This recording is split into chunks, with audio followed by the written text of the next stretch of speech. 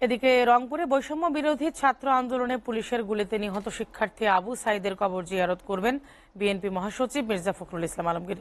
বেলা 11টার দিকে পীরগঞ্জে যাওয়ার কথা রয়েছে তার। এই মুহূর্তে সেখানে আছেন সহকর্মী আশিকুর রহমান ডিফেন্স, সরাসরি যুক্ত হচ্ছে তার সঙ্গে। আর ডিফেন্স, আমরা জানি যে 11টার দিকে মহাসচিব যাবেন রংপুরে, তো তিনি কখন কবর জিয়ারত করতে যাবেন এবং তার সফর ঘিরে আর কি খবর আছে আপনার কাছে বিস্তারিত জানাবেন। বলছিলেন না, আজকে বেলা 11টার দিকে আবু সাইদের কবর অর্থাৎ পীরগঞ্জে তার যে সমাধিস্থল সেখানে বিএনপির মহাসচিব মির্জা ফখরুল ইসলাম আলমগীরের আসার কথা রয়েছে। ইতিমধ্যেই তার আসার খবরে কিন্তু আশপাশের যে বিএনপির নেতাকর্মীরা রয়েছে তারা কিন্তু এখানে ভিড় করছেন এবং এখনো কিন্তু রাস্তাঘাটে ভিড় করে তারা আসছেন, সেখানে উপস্থিত হচ্ছেন। ইতিমধ্যেই আমরা এখানে দেখতে পাচ্ছি যে এই কবরস্থানকে ঘিরে কিন্তু ইতিমধ্যেই বিভিন্ন এলাকা থেকে আগত যে বিএনপি নেতাকর্মীরা রয়েছে তারা এখানে ফাতিহা পাঠ করছেন এবং দোয়া করছেন। আমরা সেই দৃশ্যটাই এখন দেখতে পাচ্ছি এখানে।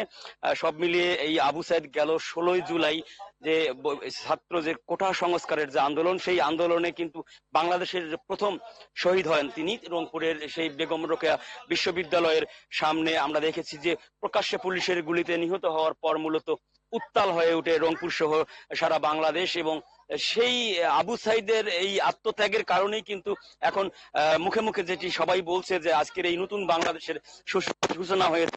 তাই এই সমাধিস্থলে সবাই আসছেন বিভিন্ন পর্যায়ে। আগে আমরা দেখেছি যে এখানে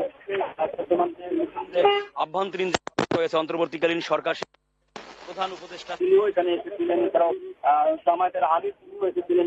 আজকেও এখানে আনুষ্ঠানিকভাবে মহাসচিব আসছেন। এখানে ইতিমধ্যে কিন্তু এই সমাধিস্থলে কিন্তু নেতাকর্মীদের ভিড়ে কিন্তু এখানে একদম মানে অনেক নেতাকর্মীর এখানে সমাগম হয়েছে এবং আরো নেতাকর্মীরা আসছেন। বলা চলে যে 8 জেলার যে শীর্ষ নেতৃবৃন্দ রয়েছেন বিএনপির তারা এখানে উপস্থিত থাকবেন এবং তৃণমূলের যে নেতাকর্মীরা রয়েছেন তারাও এখানে আসছেন। এখানে যারাই আসছেন এসে এখানে সূরা ফাতিহা পাঠ করছেন, দোয়া করছেন। এখনো কিন্তু একটি দোয়া চলছে। সব মিলিয়ে 11টার দিকে তিনি আসার পর এখানে একটি সুধী সমাবেশে বক্তব্য রাখবেন, তার পরিবারের খোঁজ খবর নেবেন। এই ছিল মহাসচিব মির্জা ফখরুল ইসলাম আলমগীরের সফরগিরি সর্বশেষ।